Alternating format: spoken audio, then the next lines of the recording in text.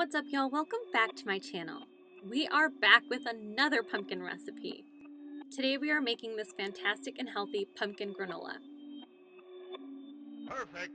Start off with 2 cups of rolled oats, 1/2 cup of hemp hearts, 1 cup of pumpkin puree, 1/2 cup of maple syrup, a handful of pecans, a handful of pumpkin seeds, and a handful of walnut pieces.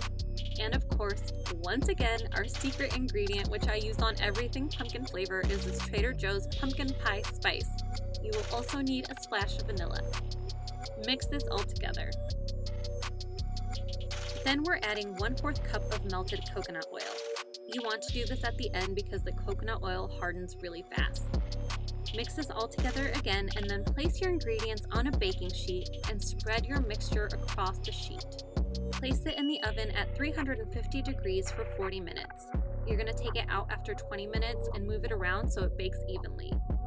And now you have this amazingly sweet and pumpkin-y granola that's perfect on its own, but I like to put it on top of vanilla yogurt, submerged in almond milk, on ice cream, you name it. It's so freaking delicious and it's so decadent. It's so amazing.